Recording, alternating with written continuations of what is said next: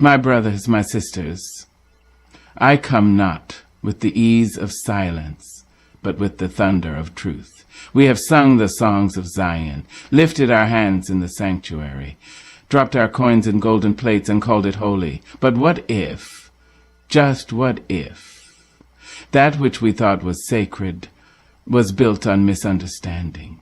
What if our giving has become a guilted transaction instead of a grateful offering? I say to you now with trembling voice and upright spine, tithing is not salvation. Tithing is not holiness. Tithing is not righteousness. It is not a command to the broken widow. It is not a demand to the mother with 3 jobs and 4 mouths to feed. God does not auction blessings. He does not trade miracles for money. He does not keep score with your coins. Tithing in its misused form is a sin. My sweet child, I have lived long enough to watch the seasons roll by like waves against the rocks, and I've heard the cries of many hearts wounded, not by the world, but by the weight of religion. And I must tell you, with trembling lips and a soul aged in wisdom, that something sacred has been defiled, tithing. Once the song of generosity, once the heartbeat of a thankful soul, has been dressed in chains and handed over to greed.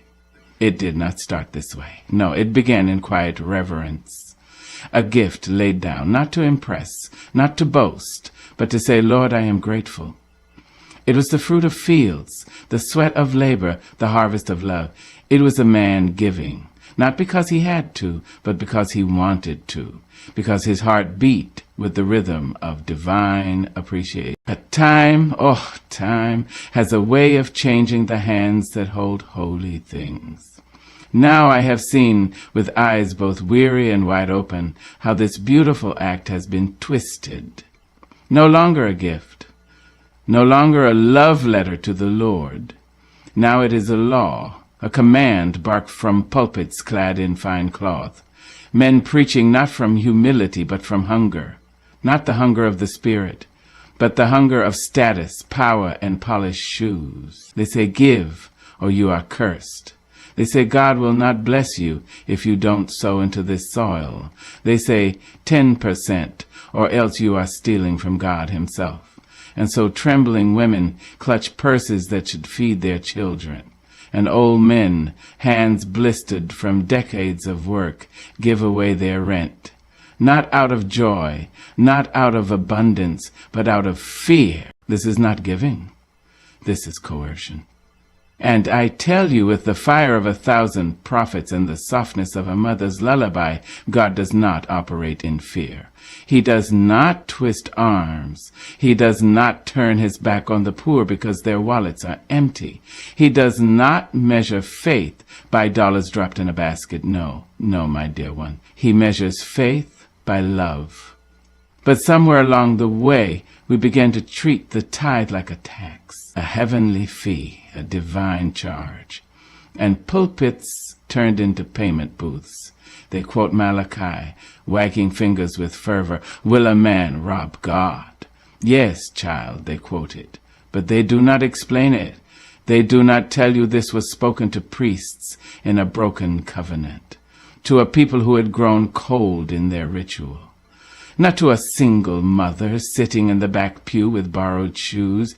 They do not tell you that Jesus came not to enforce laws written in stone, but to fulfill them, to replace transaction with transformation, to shift the focus from money to mercy, from obligation to open-hearted giving. But mercy doesn't pay for marble floors. Mercy doesn't finance fountains in foyers. So the message must be rewritten. Tithing becomes a business, and the house of the Lord becomes a brand. Now, we are told that if we just give enough, our sickness will vanish, our debts will dissolve, our dreams will be delivered wrapped in ribbon. Do you hear me? This is not the gospel of Jesus Christ. This is the gospel of manipulation. This is not the faith of our grandmothers, who knelt on wooden floors and sang, Precious Lord, with empty pockets and full hearts. This is a lie dressed in silk. We must reclaim the truth. Giving is good. Giving is holy. Giving is the melody of a soul in tune with the divine. But it must come from love, not from fear, not from pressure, not from a spiritual sales pitch. Let us tell the truth and shame the devil. There are churches, oh yes, there are some, where the poor are pressured and the rich are praised, where giving becomes a measure of worth and members are ranked not by their fruit but by their funds. In these places the gospel is lost beneath a flood of fundraising, and Jesus, the humble carpenter, is turned into a cash collector. But he will not be mocked. The same Jesus who sat with sinners, who walked with lepers, who fed 5,000 without a collection plate, that Jesus still walks among us. And he is weeping not because people give, but because people are being forced to give, told they are lesser if they do not, told their faith is broken if their pockets are light. That is not divine. That is dangerous. I know, child. This is a heavy truth. But the truth, like a songbird, must fly free. And when you hear it, really hear it, something inside you begins to breathe again. You are not obligated to buy God's favor.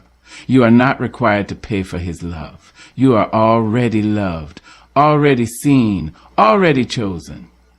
So give, yes, give. But give as your heart leads. Give when joy bubbles up like a spring in your soul. Give when you are moved by compassion, not compulsion. And if you cannot give, if your cupboards are bare and your bank account is gasping, know this: God understands. He sees your heart, not your hand, your faith. Not your finances. Let the preachers preach, but let us return to truth. Let us teach the children that tithing is not a ticket to heaven, that giving is not a bribe for blessings, but a river of love that flows from the well of gratitude. And when we finally grasp this, when we no longer give because we are told to, but because we want to, then the church will rise again. Not in wealth, but in wonder. Not in gold, but in glory. Not in fear, but in faith. And oh, how beautiful she will be. Let me sit with you a while, dear heart. Let me speak soft words that carry the weight of thunder and the breath of truth. Come, lean in, close, not to hear me, but to hear the echo of the truth your spirit already knows. There is a lie that has wrapped itself in the fabric of gospel, and it walks proudly down the aisles of churches too grand to be humble. It wears a preacher's smile. It dances in sermons. It grins from gilded offering envelopes. And this lie, this cruel lie, says that God's blessings are for sale. But I rise now as one who has known hunger and wholeness, silence and song, to say plainly and profoundly, God does not sell his blessings. He does not count your coins to decide if you are worthy. He does not weigh your bank account before sending his angels. He does not auction his mercy to the highest bidder. No, no. The God I know, the God who woke you up this morning, who clothed your soul in grace and kissed your breath back into being, he is not a merchant. He is not a peddler of miracles. He is not a business partner waiting for your investment before he performs his wonders. But we have made him look like that, haven't we? We've turned the sacred sanctuary into a showroom. We've hung up blessings like garments with price tags. We've said, if you give this amount, God will heal you. If you sow into this ministry, your child will return home. If you tithe faithfully, God will break every chain. And though those words may sound sweet, their roots are bitter. Because what happens, child, when the woman with nothing to give falls sick? What happens when the man who gave his last still loses his job? What happens when the desperate mother gives the little she has and still watches her son drift away? Do we say God ignored her because her envelope was too light? Do we say her faith was too small, her giving too sparse? Oh, shame on such thinking. Shame on such doctrine that turns our Father into a financier.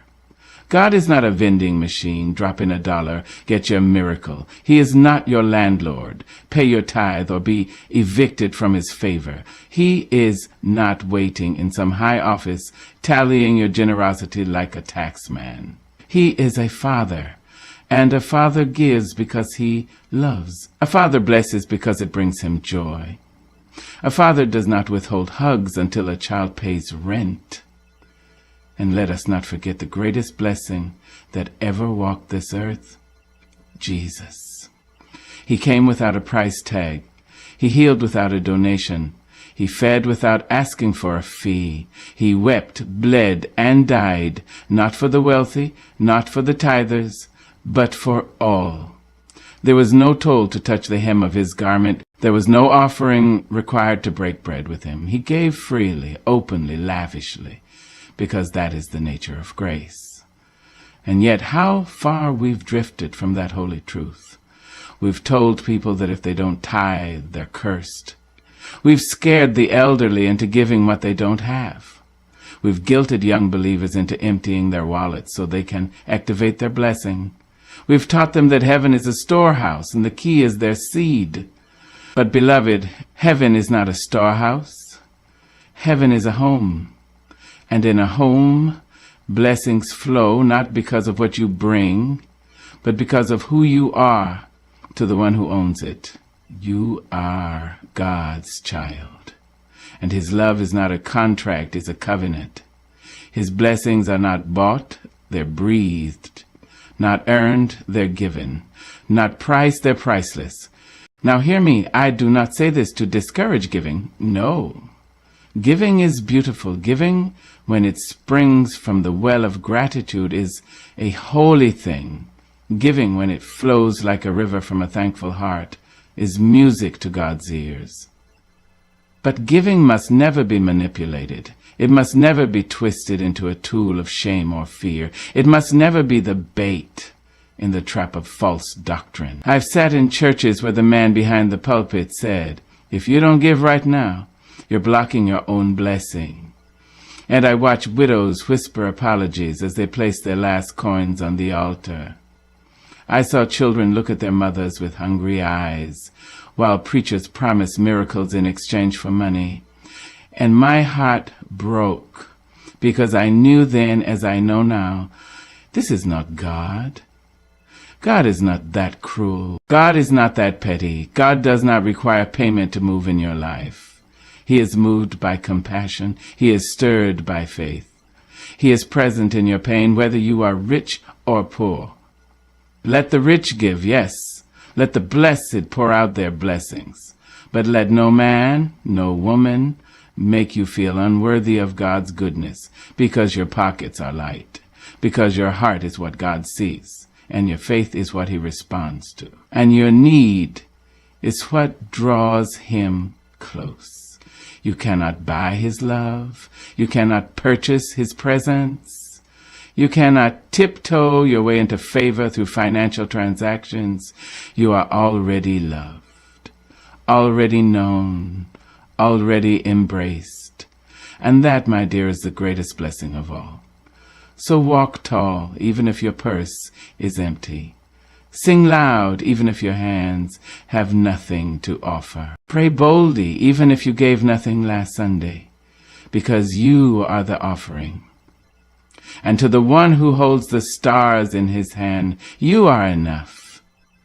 There comes a time in the soul of every person when truth rises up like a river, pressing against the walls of silence, refusing to be still. And today I say what many have whispered behind closed doors, what the broken have cried behind church pews, what the weary have carried like invisible chains. To take from the poor in the name of God is not just wrong, it is sin. It is sin dressed in robes and collars. It is sin hiding behind pulpits and titles. It is sin with a Bible in one hand and a basket in the other, demanding sacrifice from those who barely have breath. I've walked the streets where grandmothers held empty purses but full hearts, and still felt ashamed because they had nothing to give on Sunday morning. I have watched young mothers rock hungry babies in sanctuaries laced with guilt, made to believe that their lack of money was a lack of faith. And I have seen men in fine suits preach prosperity while widows in tattered coats shivered in the back row. This, child, is not the church Jesus built. The Christ I know did not build a kingdom on the backs of the poor. He walked among them, sat with them, broke bread with them, and when the woman with 2 small coins dropped her offering into the temple treasury, he did not exalt the amount. He exalted the heart. He didn't demand more from her. He didn't pull her aside and tell her, "You're robbing God." He honored her sacrifice, then walked away with his hands still open, still giving, never taking. But today I have seen a different spirit moving through the church, a spirit that does not come from heaven. It is the spirit of exploitation. It twists scripture like a wet rag and wrings it out over dry souls, desperate for hope. It tells the struggling man, if you don't tithe, your life will fall apart. It tells the hurting woman, God won't heal your child unless you give. It sells fear with a smile. It packages shame in gold-trimmed offering envelopes. And all the while, God weeps. Oh yes, he weeps, because the same God who fed Elijah by the brook, the same God who turned 2 fish and 5 loaves into a feast, the same God who told the rich young ruler to give to the poor, not to the temple coffers, but to the poor, is watching us now, and he sees what we have become. He sees churches with $1 million sound systems while people outside the door are starving. He sees pastors driving cars that cost more than homes while single mothers count pennies for bus fare. He sees building funds that never build anything but pride. And he asks, where is my love? Where is my justice? For what kind of house is this where the broken must pay to be healed? What kind of table is this where the hungry must sow a seed before they're fed? What kind of faith is this where mercy has a price tag? It is not the gospel. It is not grace. It is not God. It is robbery. It is spiritual abuse. And it is sin. But you must understand, this sin is slick. It is clever. It wears the perfume of tradition.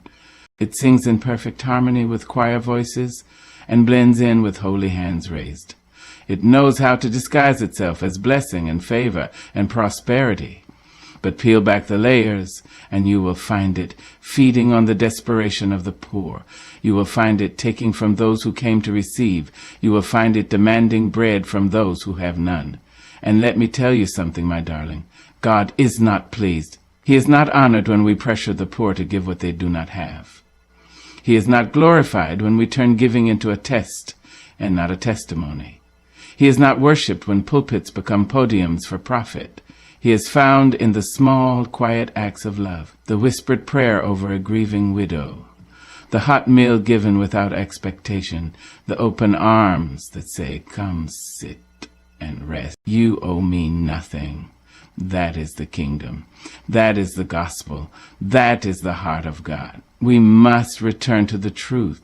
We must stop measuring devotion by dollars. Stop equating spirituality with spending. Stop manipulating the vulnerable in the name of ministry. Because when the church becomes a place where the rich are celebrated and the poor are shamed, we are no longer the body of Christ. We are just a business. And God did not send his son to build a corporation. He sent him to save souls. I remember an old woman in Georgia. Her name was Miss Lily. Didn't have much but a tin roof and a gentle smile. She walked to church every Sunday in shoes with worn-out soles. But her spirit was rich with kindness. And one day I heard a preacher say, if you don't give, you're cursed. Come close, dear one. Sit in the quiet where the Spirit speaks, not in thunder, not in applause, but in the hush of understanding. I want to take you back, not just through pages of Scripture, but through the footprints of a man who walked dusty roads, not marble halls. A man who wore no robe of riches, who held no ledger in his hand. His name was Jesus. And child, hear me well. Yes, he taught. Yes, he healed. Yes, He fed the thousands. Yes, he raised the dead. Yes, he changed the world. But not once did he ask for a tithe. And if that startles you, good, it should. Because the truth has a way of shaking the walls we've built around comfort. It stirs us like wind through dry leaves. It calls out across generations, saying, return to the way of love. Return to the way of truth. Jesus, our teacher, our Savior, our soul lifter, he didn't stand at the entrance of the synagogue with a basket. He didn't charge a coin to touch his robe. He didn't set a price for his miracles. He didn't say, blessed are the tithers. He said, blessed are the poor in spirit. He didn't say, give 10% and I'll give you favor. He said, freely you have received, freely give. You see, when Jesus looked upon the crowd, he didn't see pockets. He saw people.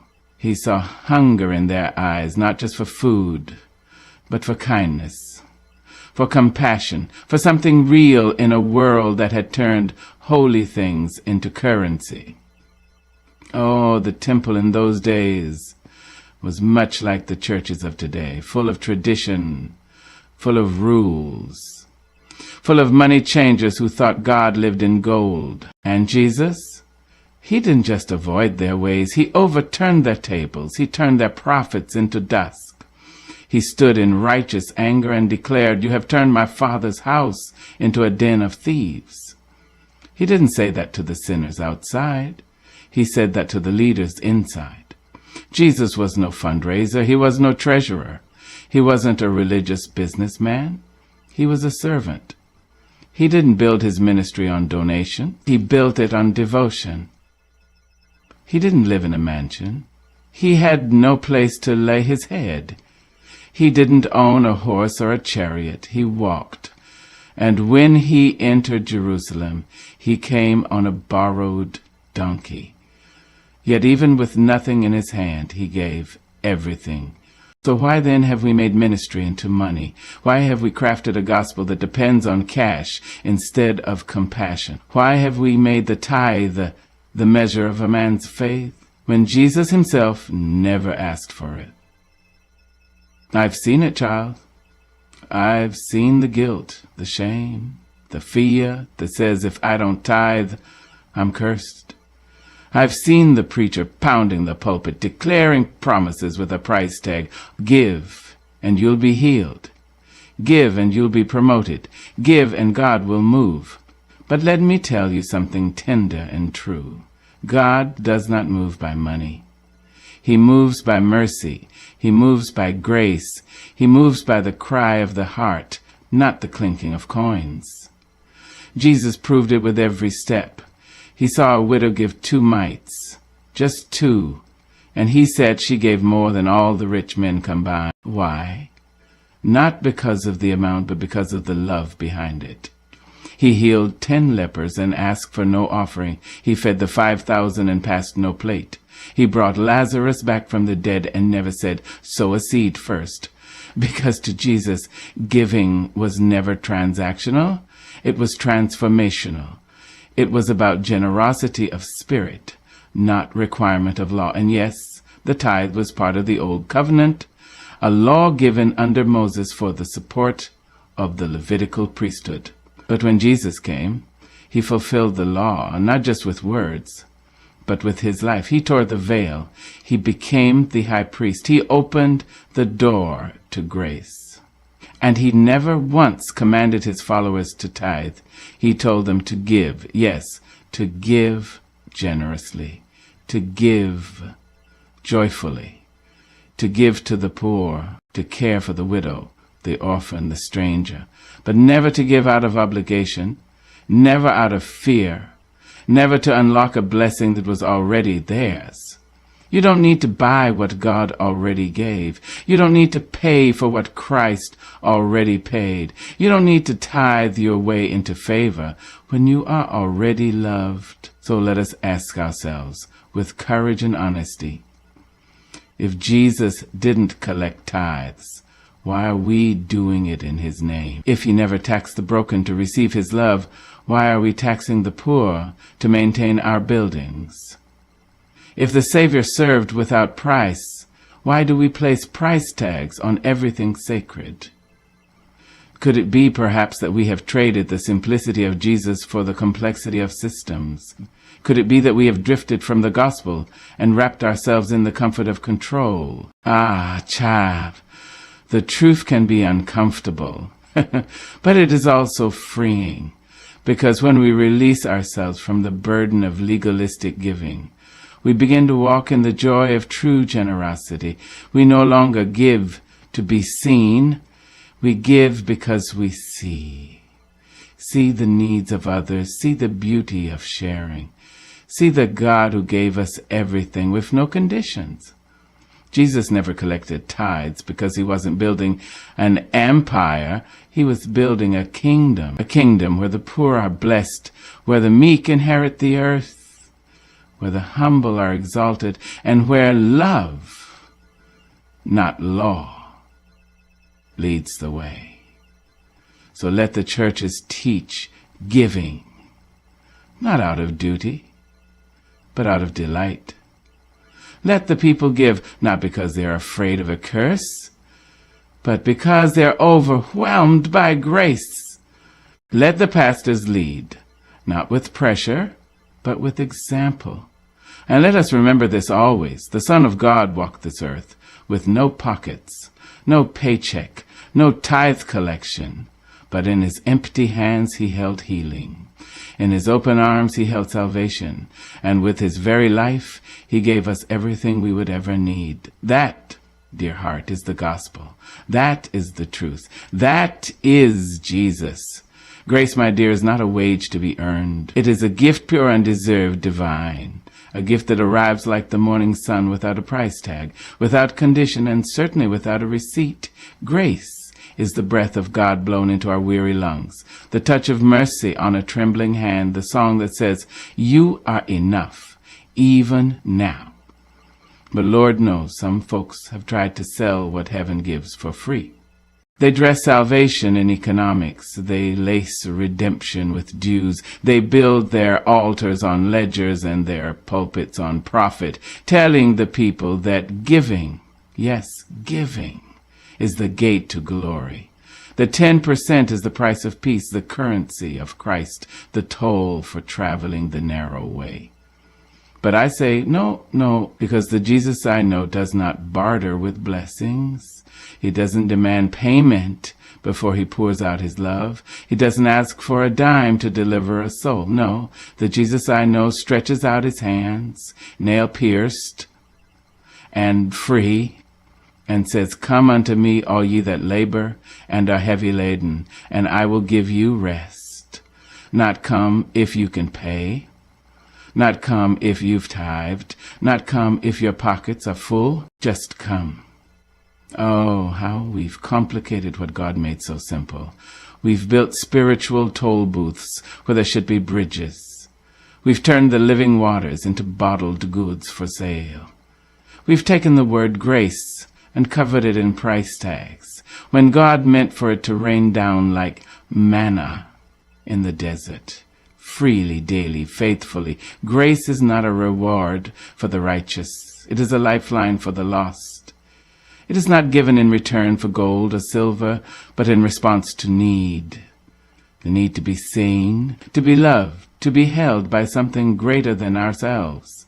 And yet too many voices in the church have turned this sacred gift into a spiritual transaction. Give, and God will give to you. Sow a seed and reap a blessing. Tithe your way to transformation. But what of the widow who has no seed to sow? What of the homeless man who owns no percent to part with? What of the single mother choosing between food and electricity? Do you mean to tell me that heaven is closed to them unless they pay? That mercy sits behind a locked door waiting for a financial key? No, my love, that is not grace. That is greed wrapped in gold. That is man's doctrine, not God's desire. Let us return to the well. Let us remember the Samaritan woman. She brought no coin, no tithes, no offering, just her weary heart and her thirsty soul. And Jesus didn't charge her for a sip. He offered her living water, no strings attached, no conditions, no requirement but this: believe. Believe.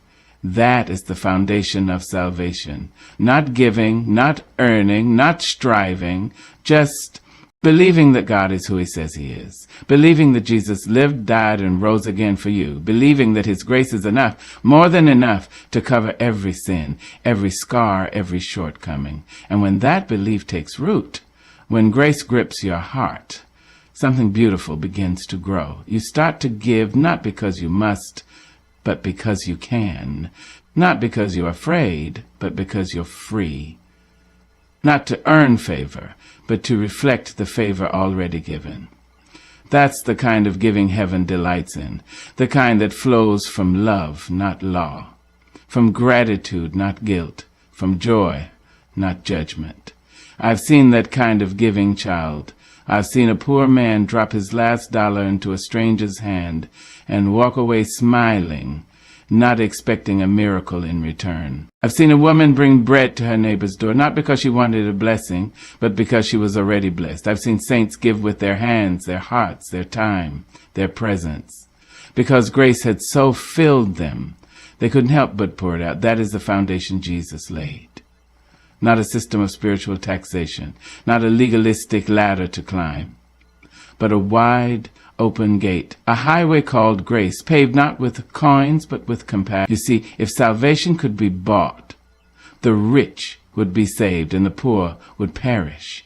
If grace was for sale, heaven would be a country club and the cross would be a cash register. But that's not the gospel. That's not our hope. That's not our Jesus. Our Jesus overturned the tables of those who turned faith into finance. Our Jesus fed thousands without charging a fee. Our Jesus touched the untouchable, loved the unlovable, forgave the unforgivable. And he never once asked for an offering before performing a miracle. He paid the price in full, not with gold but with blood, not with silver but with sacrifice. And now that grace is yours, not to rent, not to lease, but to live in, freely, fully, forever. So don't let anyone tell you you must pay for what God has given. Don't let fear masquerade as faith. Don't let manipulation wear the mask of ministry. Instead, walk in the truth. Stand in the light. Rest in the arms of grace. And if you choose to give, let it be from the overflow of a heart that has been loved by a king who asks for nothing but gives everything. Remember this always. Grace cannot be measured, it cannot be sold, it cannot be earned, and it most certainly cannot be bought.